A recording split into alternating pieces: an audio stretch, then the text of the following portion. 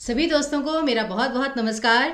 जैसा कि आप सभी जानते ही हैं कि परीक्षाओं में निबंध लेखन कितना ज़्यादा महत्वपूर्ण होता है और हाई कोर्ट में तो जो आपका निबंध है वो आपका कम से कम 25 मार्क्स का आता है। तो आप समझ सकते हैं कि इतने ज़्यादा जो अंक होते हैं वो कितना महत्व रखते हैं।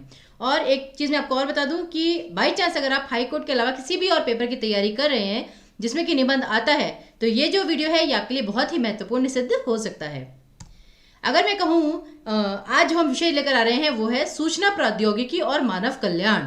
आप जानते हैं कि ये विषय कितना ज़्यादा महत्वपूर्ण है और परीक्षाओं में ये जो विषय है बिल्कुल रिसेंट टॉपिक है, सबसे फेमस टॉपिक है। मुझे लगता है कि इसके आने के 85% चांसेस कम से कम तो हैं, और 85 भी क्या, मैं तो 95% कहूँगी कि जैसे आपके पास 3 या 4 विषय आते हैं उसमें से आप गारंटी ले लीजिए ये विषय तो आपके पास आएगा ही आएगा, सूचना प्रौद्योगिकी का। और मैं कहती हूँ चाहिए सीधा सीधा ना आए, प्रत्यक्ष रूप से ना आए, लेकिन अप्रत्यक्ष रूप से डायरेक्टली या इनडायरेक्टली ये वाला विषय जो है वो आपको किसी भी हालत में आएगा।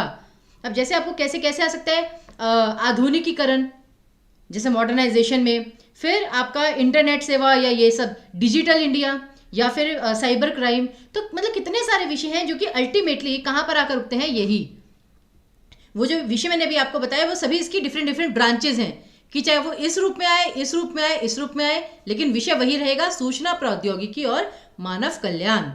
अच्छा, अब यहाँ पर आपको एक छोटी सी चीज देखनी है। ये वाला जो विषय है ना ये आपका बहुत ही सकारात्मक विषय है, क्योंकि नाम से स्पष्ट हो रहा है सूचना प्रौद्योगिकी और मानव कल्याण। यहाँ पर यानी कि ये जो विषय है ये आपका, देखिए जो मैंने आपको कहा था कि निबंध के जो चरण होते हैं उसमें जो सबसे पहला चरण होता है वो होता है आपका विचारों और जानकारी को इकट्ठा करना। और इकट्ठा करना ये नहीं कि आंसर शीट में आप एक रफ पेज पर लिखना शुरू कर दें। रफ पेज प्रोवाइड किया जाता है तो डेफिनेटली लिखिए आप, लेकिन वहां पर फिर ये चीज़ का नुकसान हो सकता है कि बहुत ज़्यादा पॉइंट्स मत लिखिए। जैसे बाई चांस अगर आपने रफ शीट में कुछ लिखे हुए हैं कि ये वाले पॉइंट्स और उसमें से सिर्फ आधे पॉइंट ही आप लिख पाए, ठीक है ना, तो मतलब कुछ भी वे में हो सकता है। तो या फिर अगर आपके पास रफ पेज नहीं है तो अपने माइंड में इकट्ठे कीजिए कि क्या क्या थॉट्स इसमें आ सकते हैं, फिर उसको आप करिए अरेंज करना है आपको कि ये वाले जो विषय हैं इसमें से पहले कौन सा आना चाहिए, उसके बाद कौन सा आना चाहिए और उसके बाद कौन सा आना चाहिए। क्योंकि ये चीज़ बहुत महत्वपूर्ण होती है कि आप अपने विचारों को संगठित कैसे करते हैं, सही सीरीज में कैसे लगाते हैं कि किस चीज़ को पहले आना चाहिए या किस चीज़ को बाद में। अब जो दूसरी चीज़ है, सबसे महत्वपूर्ण चीज़ जो चरण 1 में ही आएगी, स्टेप 1 में ही आएगी, ये जो है ना आपका मानव कल्याण, सूचना प्रौद्योगिकी और मानव कल्याण। ये कोई संवेदनशील मुद्दा नहीं है। क्या लगता है आपको, है संवेदनशील मुद्दा? बिल्कुल नहीं, क्योंकि किसी की भी भावनाएं इससे आहत नहीं होती एज सच।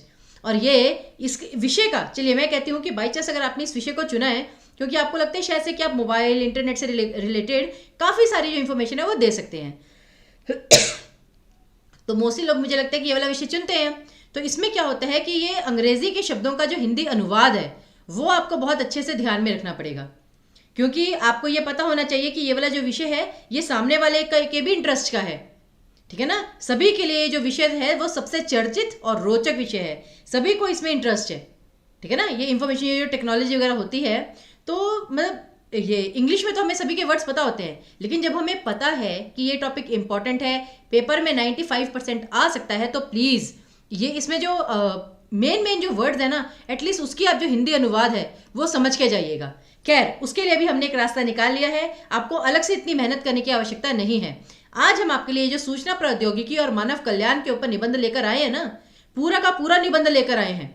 ऐसा नहीं कि बस स्टार्टिंग का थोड़ा सा बता दिया, बीच का जरा सा बता दिया और एंड में बस एंडिंग उसकी बता दी कि कैसे करनी है, ऐसा कुछ नहीं।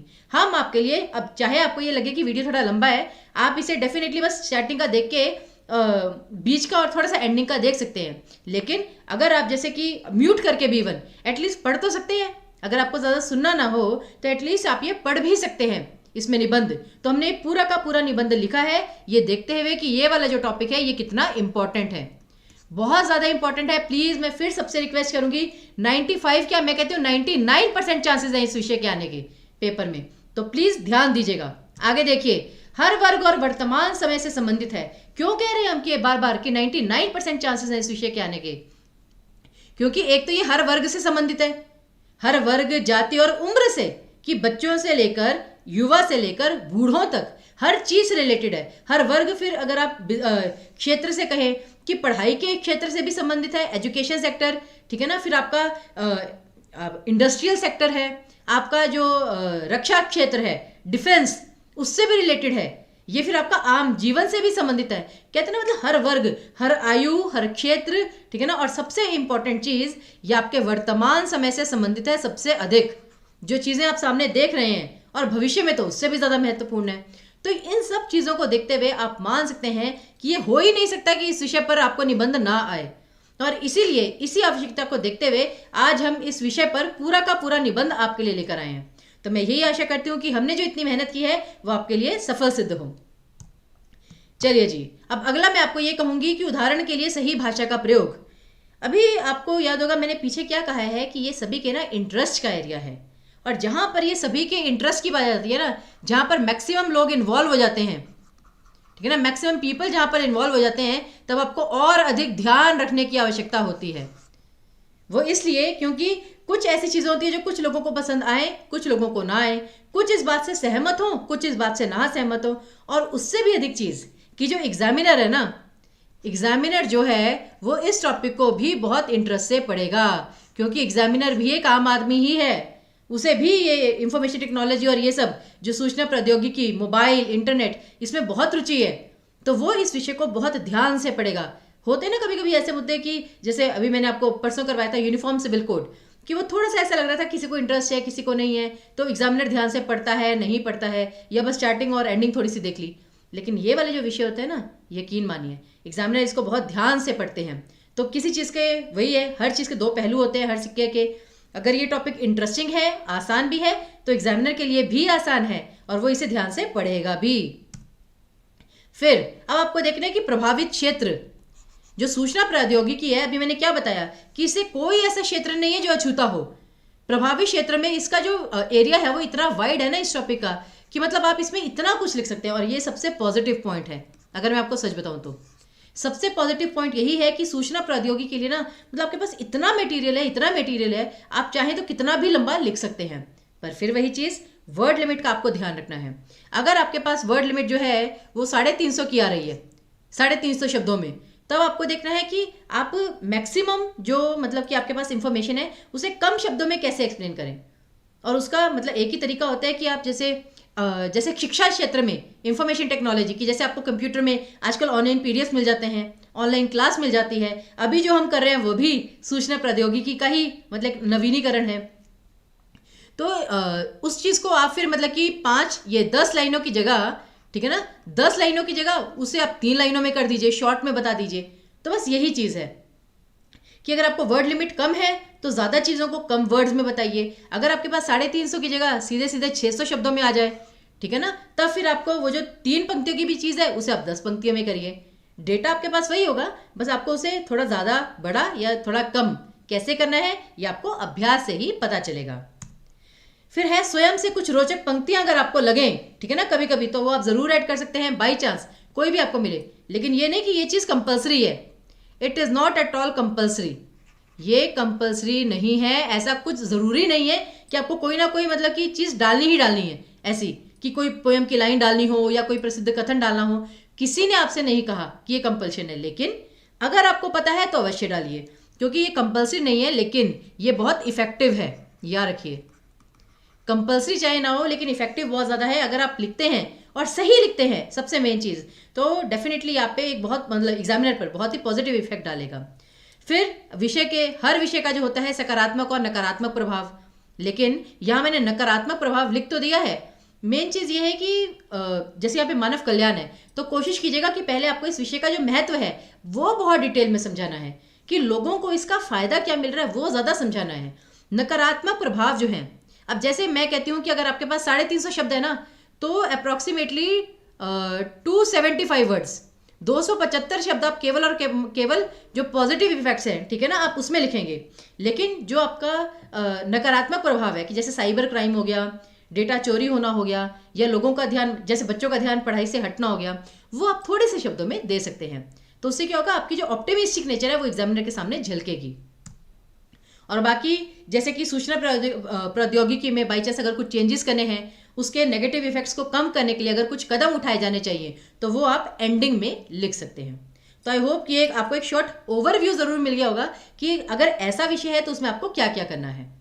ठीक है जी, चलिए, तो अब ऐसा करते हैं, अब मैं फिर आपको एक बार बता दूं, हमारा जो विषय है वो है सूचना प्रौद्योगिकी और मानव कल्याण।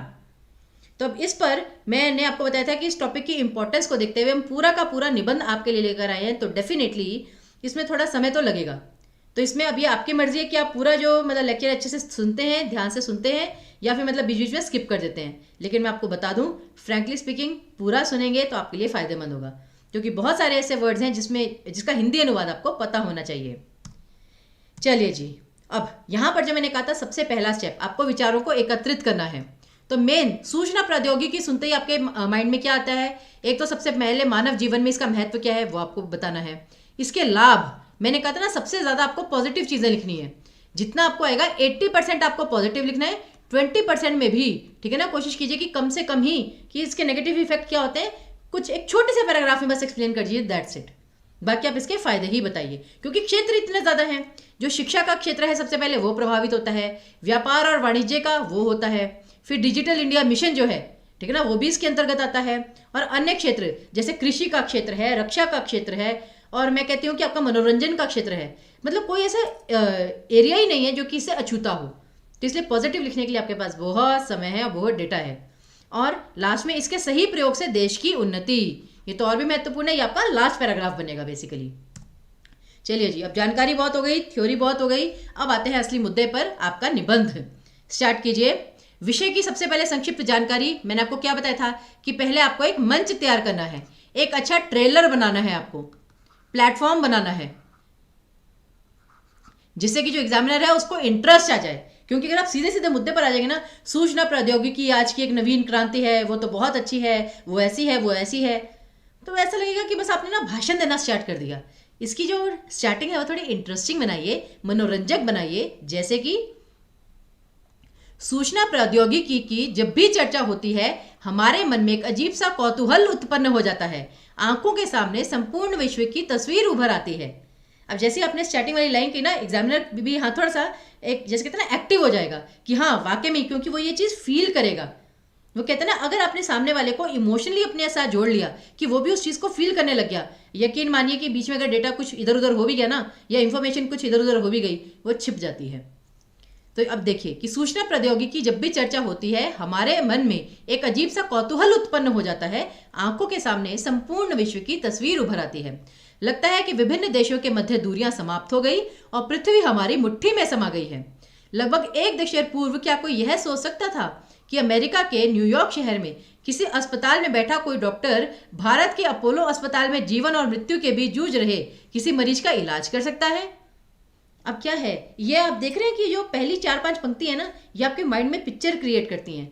आपको ऐसा लगता है कि आप वहीं पर बैठे हैं, उस चीज़ को एक्चुअली में महसूस कर रहे हैं। यही चीज़ आपको करनी है, एग्जामिनर से जुड़ने का प्रयास करना है। सूचना प्रौद्योगिकी ने भारत के हर क्षेत्र, हर वर्ग के लोगों को प्रभावित किया है। यह प्रभाव इतने कम समय में और इतनी तेजी से बढ़ा है कि इसे सूचना क्रांति की संज्ञा दी गई है। सूचना क्रांति, तो देखिए अब नई नई चीज़ों का वो करिए। भारत के संदर्भ में कहा जाए तो हरित क्रांति, श्वेत क्रांति के पश्चात सूचना क्रांति ही ऐसी है जिससे अत्यधिक, या यूँ कहा जाए आशातीत सफलता प्राप्त हुई है। आशातीत मतलब कि आशा से भी बढ़कर, उम्मीद से भी बढ़कर जो है वो सफलता प्राप्त हुई है। तो देखिए इसमें हरित क्रांति, श्वेत क्रांति, आप मतलब कि हिस्ट्री की जानकारी दे रहे हैं आप। हरित क्रांति क्या आती है कि जैसे मतलब हरियाली बढ़ाना, पेड़ लगाना, पौधे लगाना। श्वेत क्रांति क्या आती है कि जो दूध है, दूध के उत्पादन को बढ़ावा देना, दूध से बने उत्पादों को बढ़ावा देना। तो उसके पश्चात हरित क्रांति और श्वेत क्रांति के बाद आपकी सूचना क्रांति। आगे देखिए, फिर विषय का महत्व ही पहले तो आपको 1-2 पैराग्राफ्स में बताना है कि सूचना प्रौद्योगिकी का सर्वाधिक प्रभाव संचार क्षेत्र में हुआ है। इस क्षेत्र में टेलीफोन, मोबाइल, पेजर, इंटरनेट ने तो सभी प्रकार की दूरियां समाप्त कर ही दी हैं और व्यक्ति को एक दूसरे के काफी करीब ला दिया है। कह सकते हैं कि दुनिया मुट्ठी में आ गई है। परंपरागत रूप से उन क्षेत्रों में जहां सूचना पहुंचते पहुंचते इतनी देर हो जाती थी कि उसका महत्व ही समाप्त हो जाता था। जैसे कि बाई चांस अगर आपको किसी एरिया में इंफॉर्मेशन लेकर आनी है कि अगले 2 दिन में यहाँ पे भूकंप आ सकता है, फटाफट गांवों को खाली करो, या इस क्षेत्र को खाली करो, इस शहर को खाली कर दो। और अगर आपके पास ये सूचना प्रौद्योगिकी के माध्यम ना होते, तब जितनी देर में आप 3 दिन वहां पे पहुंचने में लगते, तब तक भूकंप आके सब कुछ तबाह हो जाता। तो सूचना का महत्व ही खत्म हो जाता।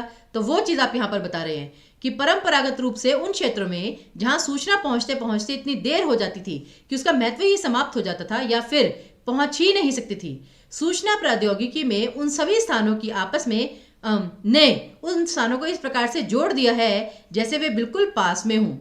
फाइबर ऑप्टिक्स के प्रयोग ने सूचनाओं के प्रवाह की गति को तीव्र किया है और साथ ही बिना बाधा के संपर्क बनाने में महत्वपूर्ण भूमिका निभाई है। सूचना प्रौद्योगिकी ने न केवल सभी क्षेत्रों तक सूचना की पहुंच को आसान बनाया है, बल्कि ये और इम्पोर्टेंट है, सस्ती दर होने के कारण भारत जैसे देश की गरीब जनता तक इसे सुलभ बनाया है। आप जानते हैं अब आगे आप कितनी भी इंफॉर्मेशन दे, आपने केवल और केवल ये जो फर्स्ट 2 पैराग्राफ थे ना, इसमें एक निचोड़ बना के दे दिया है एग्जामिनर को, मुझे तो ये लगता है, क्योंकि इसमें आपने बता दिया है कि जैसे हरित क्रांति, श्वेत क्रांति के बाद जो सूचना क्रांति है, क्रांति का मतलब क्या होता है, जो इतने व्यापक स्तर पर फैल गई है कि मतलब लोग उससे बहुत अधिक जुड़ चुके हैं। फिर आपने एक उदाहरण दिया स्टार्टिंग में ही कि पहले कौन सोच सकता था, जैसे कहते हैं ना प्रश्न के माध्यम से, कि सामने वाला जो एग्जामिनर है वो सोचने पे मजबूर हो जाए, वो आपके साथ जुड़ जाए। तो मतलब आपने लिखा है कि क्या कोई सोच सकता था कि अमेरिका में बैठा डॉक्टर इंडिया के अपोलो हॉस्पिटल में डॉक्टर ये मरीज का वो कर रहा होगा, इलाज कर रहा होगा। तो ये चीज़ें होती हैं कि कैसे सामने वाले को अपने साथ जोड़ के रखना है। फिर देखिए अब आता है विभिन्न क्षेत्रों में इसका प्रभाव। इसका महत्व तो आपने 2 पैराग्राफ्स में बता दिया, लेकिन अब आते हैं मेन मुद्दे पर कि मानव कल्याण में किन किन क्षेत्रों पे प्रभाव डाला है। जैसे कि सबसे पहले शिक्षा का क्षेत्र, क्योंकि जो शिक्षा होती है वही युवा को सशक्त बनाती है, और जो युवा जब सशक्त होता है वही देश को सशक्त बनाता है। तो अब देखिए, सूचना प्रौद्योगिकी ने शिक्षा को आसान एवं रोचक बनाने में महत्वपूर्ण योगदान दिया है। इंटरनेट के माध्यम से घर बैठे जापान, ब्रिटेन आदि देशों के प्रसिद्ध विश्वविद्यालयों में पढ़ाई करके डिग्रियां प्राप्त की जा सकती हैं, वह भी नाम मात्र फीस अदा करके। इससे पहले इसके लिए हजारों किलोमीटर का सफर तय करना पड़ता था और लाखों डॉलर खर्च करने पड़ते थे।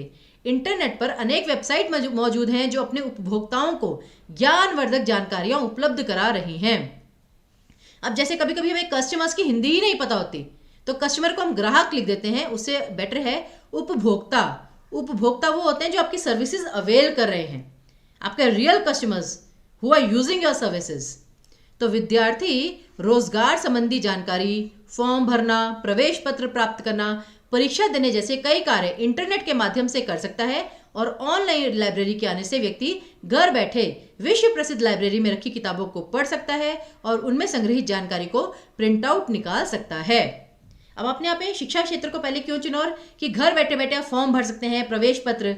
एग्जामिनर को पता है कितना अच्छा फील होगा कि जैसे आप अभी एज अ स्टूडेंट हैं, ठीक है ना, जो आप एग्जाम दे रहे हैं कॉम्पिटिशन एग्जाम, तो आपने मतलब कि सूचना प्रौद्योगिकी का क्या क्या मतलब उपयोग देखा अपने जीवन में, तो उसको लगेगा कि ये कितना रियलिस्टिक चल रहा है निबंध। तो ये चीज़ होती है कि आपने स्टार्टिंग किस तरीके से की है। फिर लगभग सभी पेपर और मैगजीन इंटरनेट पर उपलब्ध हो रहे हैं। संभावना यही है कि भविष्य में कंप्यूटर स्वयं ही किताबों को पढ़कर सूचनाएं देने लगे और हमें पढ़ने की आवश्यकता ही ना पड़े। संभावनाएं मतलब पॉजिटिव इफेक्ट्स क्या क्या हो सकते हैं वो आप बता रहे हैं। फिर भारत सरकार ने, अब यहाँ पर सरकार की भी अगर आपको कोई योजना याद आती है अवश्य लिखिए। भारत सरकार ने विद्या वाहिनी योजना के माध्यम से इस दिशा में कदम उठाया है। आगे योजना यह भी है कि देश के प्रमुख विश्वविद्यालयों को आपस में जोड़ दिया जाए। इन विश्वविद्यालयों को लाइब्रेरियों से भी जोड़ने की योजना है। तो इस प्रकार से देखिए, फिर मैंने वही कहा, ये निबंध जो है थोड़ा लंबा होगा, वर्ड लिमिट के अनुसार आप इसे मतलब थोड़ा कम या ज़्यादा यूज़ कर सकते हैं, लेकिन ये जानकारी होना आपके पास अत्यंत आवश्यक है। फिर आता है अन्य क्षेत्रों में प्रभाव में, पहले शिक्षा के क्षेत्र में, अब मनोरंजन का क्षेत्र। कि सूचना प्रौद्योगिकी ने मनोरंजन के क्षेत्र में भी सृजनात्मकता के असंख्य द्वार खोल दिए हैं। सृजनात्मकता मतलब क्रिएटिविटी। मूवीज हो गए, सीरियल्स हो गए, आपने देखा होगा आजकल न्यूज़ में वो आता है ना, हंसो मत, कि न्यूज़ को भी और इंटरेस्टिंग बनाया जा रहा है इस माध्यम से। सीडी ने इस दिशा में दर्शकों के लिए मनोरंजन और सस्ते और गुणवत्तापूर्ण यंत्र उपलब्ध कराए हैं। डिजिटल चित्र और आवाज़ दर्शकों को अपनी ओर खींच ही लेते हैं। कंप्यूटर के द्वारा अनेक काल्पनिक घटनाओं को यथार्थ सा रूप दिया जा सकता है। देखा है ना, वो 3D मूवीज वगैरह जैसे हैं। आभासी वास्तविकता हमें एक ऐसी दुनिया में ले जाती है जहां हम उन सब घटनाओं को वास्तविक समझने लगते हैं जो वास्तव में नहीं होती हैं। तो बिल्कुल रियलिस्टिक बात कर रहे हैं, कोई आप हवा वाली बात नहीं कर रहे हैं। फिर आता है चिकित्सा का क्षेत्र, क्योंकि अभी कोविड-19 बीता था तो उससे भी महत्वपूर्ण है, बहुत लिंक्ड कीजिए। सूचना प्रौद्योगिकी का प्रयोग चिकित्सा के क्षेत्र में अत्यधिक हो रहा है। इसके द्वारा शरीर के अंदर की व्याधियों को आसानी से कंप्यूटर की सहायता से जांचा जा सकता है। अंदर की व्याधियों मतलब कि अंदर की जो प्रॉब्लम्स होती हैं, जैसे एक्सरे के माध्यम से आप सब कुछ जान सकते हैं, एमआरआई मशीन्स वगैरह होती हैं। परिणाम स्वरूप उसके इलाज में लगने वाला समय और धन की बचत हो रही है। हर चीज में आप पॉजिटिविटी दिखा रहे हैं कि कैसे कैसे उसने मतलब महंगाई को कम किया है, हमारे कम मतलब पैसे कम लगते हैं, खर्चे को कम किया है। तो मानव कल्याण और साथ ही मरीज को होने वाले असीम कष्टों से छुटकारा प्राप्त हो रहा है। चिकित्सा के क्षेत्र में टेलीमेडिसिन एवं टेलीप्रेजेंस टेक्निक अभी नवीन है, किंतु इसका तीव्र गति से विस्तार हो रहा है। अभी आपने देखा होगा कोविड-19 में आप ऑनलाइन अपॉइंटमेंट लेते थे डॉक्टर से, आपको बाहर जाने की जरूरत ही नहीं पड़ती थी। वो सब भी आप इसमें लिख सकते हैं। मैं बिल्कुल नहीं कह रही कि आप एज इट इज यही लिखिए, लेकिन एटलीस्ट यहाँ से आपको कुछ इंफॉर्मेशन जरूर मिल सकती है। इस चीज का मैं आपको प्रॉमिस करती हूँ। फिर आगे है कि इसके माध्यम से सुदूर बैठा डॉक्टर, मतलब बहुत दूर बैठा डॉक्टर मरीज की देखभाल कर सकता है, उसके शरीर की जांच कर सकता है, दवाई की सलाह दे सकता है, यहाँ तक कि ऑपरेशन भी कर सकता है। बिल्कुल होता है। अभी भारत के बड़े अस्पतालों में भी यह सुविधा उपलब्ध है और सरकार की योजना है कि भविष्य में सभी जिला चिकित्सालयों को राज्य की राजधानियों एवं केंद्र में स्थित अस्पतालों को आपस में जोड़ा जाए। हर बार आप ये लिख रहे हैं कि मतलब सरकार की ये योजना है, ये योजना है। तो मतलब कि मैं कहती हूँ कि अगर आपने लंबा भी लिखा होगा ना, अगर एग्जामिनर आपके पहले 2-3 पैराग्राफ पढ़ लेगा, मुझे लगता है वो बाकी पढ़ेगा ही नहीं। वो आपको वैसे ही 10 में से कम 8 या 25 मार्क्स का है तो 20 मार्क्स तो दे ही देगा कम से कम। ध्यान रखिएगा इस चीज का। आगे देखिए, फिर आता है आपका रक्षा क्षेत्र। कितना महत्वपूर्ण होता है। सूचना संवेदकों का रक्षा के क्षेत्र में भी उपयोग होता है। मिसाइल की कार्य प्रणाली, रॉकेट की दिशा एवं दिशा भी कंप्यूटर से ही निर्धारित की जाती है। एक क्षेत्र में सुपर कंप्यूटर कंप्यूटर का महत्व की महत्वपूर्ण भूमिका है। आप ये लिखते हैं, रॉकेट तथा हवाई यानों में लगे संवेदक दुश्मन की गतिविधियों से अवगत कराते हैं तथा आंकड़ों को भेजते हैं। जीपीएस प्रणाली वायुयानों एवं मिसाइलों की दिशा निर्धारित करता है। रक्षा एवं परमाणु क्षेत्र में होने वाले अनुसंधानों में भी कंप्यूटरों का अत्यधिक महत्व है। यहाँ तो एक सेकंड की गणना महत्वपूर्ण होती है। एक माइक्रो सेकंड इंपॉर्टेंट होता है, जानते ना आप। और जरा सी चूक होने की स्थिति में व्यापक दुर्घटनाएं घट सकती हैं। भविष्य में इसमें और भी प्रगति होने की संभावनाएं हैं। क्या होता है ना कि जब आप बार बार एक चीज में लिख रहे हैं कि इस चीज की संभावना है, इस चीज की संभावना है, तो ये देखा जाता है कि आप कितने मतलब कि आप कितने विजनरी पर्सन हैं। और ये जैसे आप अगर हाई कोर्ट का पेपर दे रहे हैं, उसमें तो यही देखा जाता है कि बंदा कितना विजनरी है, कितना पॉजिटिव नेचर का है और कितना कंट्रोल्ड है।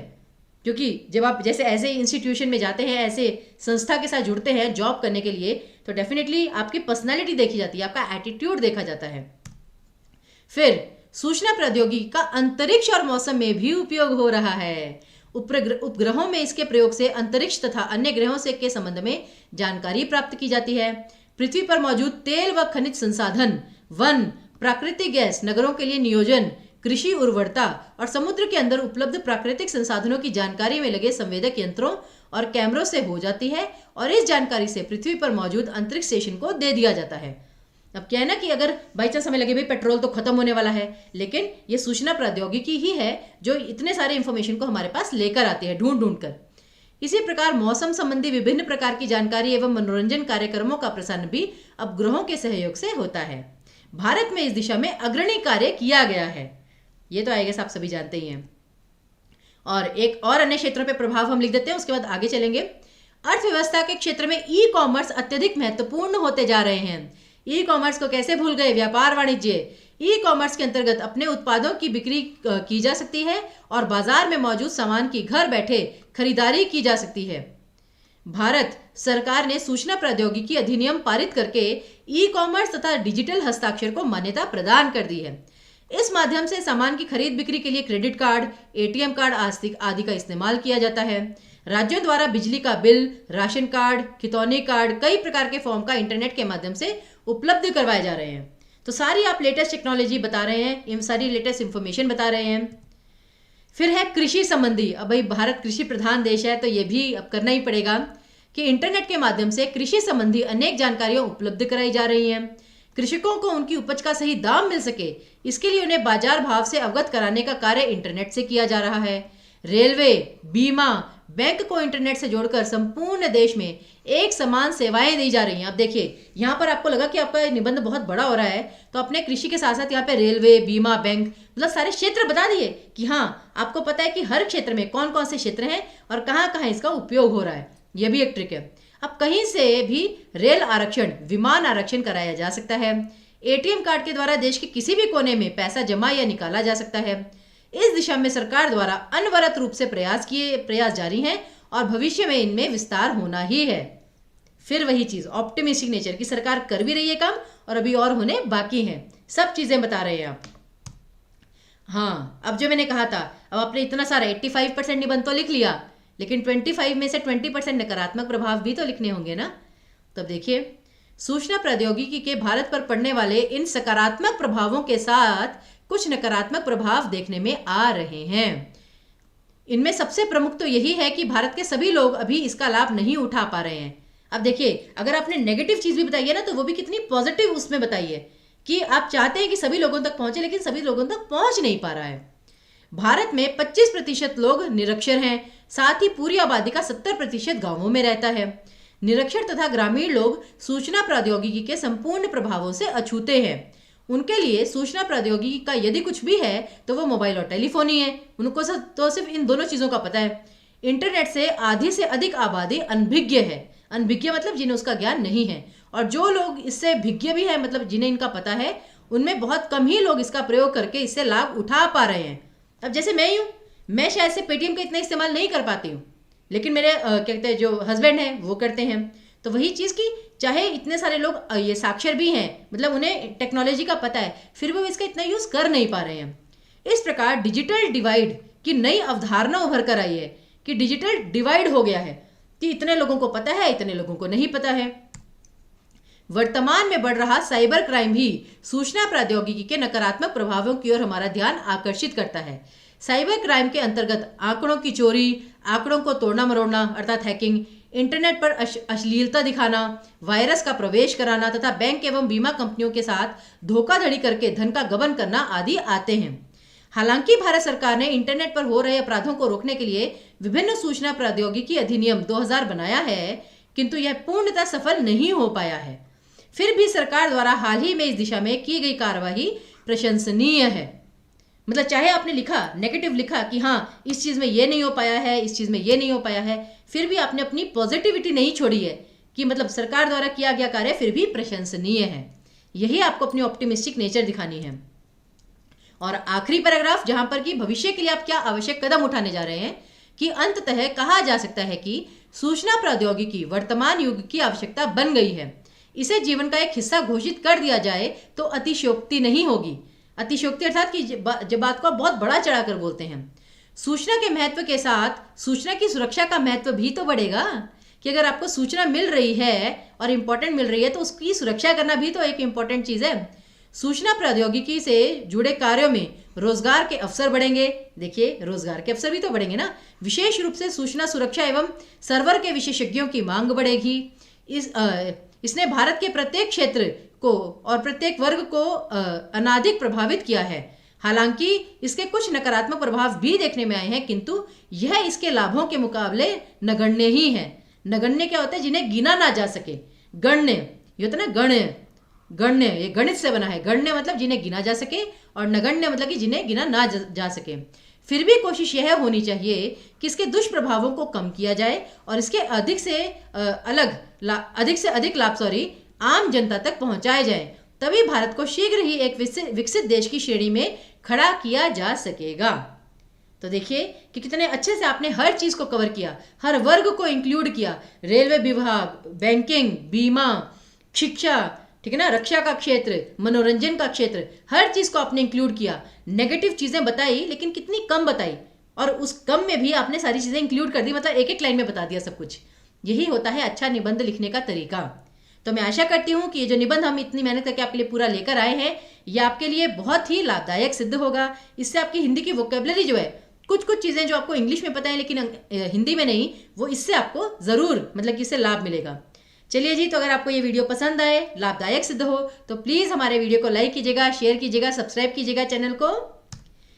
चलिए इसके साथ हम आपसे विदा लेते हैं, इस वादे के साथ कि आगे हम आपके लिए और भी रीसेंट टॉपिक्स पर निबंध लेकर आएंगे जो आपकी परीक्षा में एज इट इज भी आ सकते हैं। तो इसी के साथ सभी को ऑल द वेरी बेस्ट। बहुत बहुत धन्यवाद।